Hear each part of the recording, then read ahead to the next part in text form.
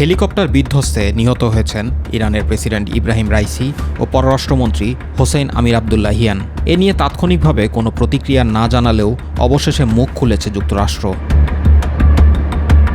মার্কিন পররাষ্ট্র দফতরের মুখপাত্র ম্যাথিউ মিলার এক বিবৃতিতে জানিয়েছেন, ইরানের প্রেসিডেন্ট ইব্রাহিম রাইসি, পররাষ্ট্রমন্ত্রী হোসেন আমির আবদুল্লাহিয়ান সহ হেলিকপ্টার দুর্ঘটনায় যারা নিহত হয়েছেন তাদের প্রতি ওয়াশিংটন গভীর শোক ও দুঃখ প্রকাশ করছে।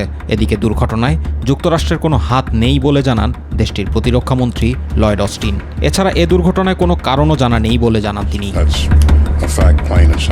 এদিকে রাইসির মৃত্যুতে শূন্য হওয়া পদ পূরণ করতে আগামী 28শে জুন দেশটিতে অনুষ্ঠিত হবে প্রেসিডেন্ট নির্বাচন। বিচার বিভাগ, নির্বাহী এবং আইনসভা কর্তৃপক্ষের প্রধানদের মধ্যে বৈঠকের পর দেশটির 14তম রাষ্ট্রপতি নির্বাচনের তারিখ ঘোষণা করা হয়েছে।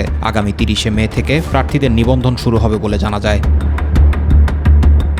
অপরদিকে সদ্যপ্রয়াত ইরানের প্রেসিডেন্ট ইব্রাহিম রাইসির শেষ বিদায়ে মানুষের ঢল নেমেছে। মঙ্গলবার দেশটির পূর্ব আজারবাইজান প্রদেশের তাবরিজ শহরে অনুষ্ঠিত এ শোকযাত্রায় হাজার হাজার মানুষ অংশ নেন। অন্যদিকে আজ থেকে 5 দিনের শোক পালন করছে ইরান।